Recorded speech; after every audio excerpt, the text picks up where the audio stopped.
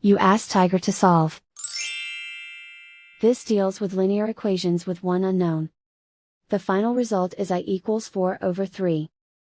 Let's solve it step by step. Group all constants on the right side of the equation. Subtract 12 from both sides.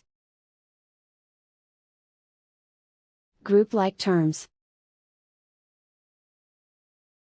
Simplify the arithmetic.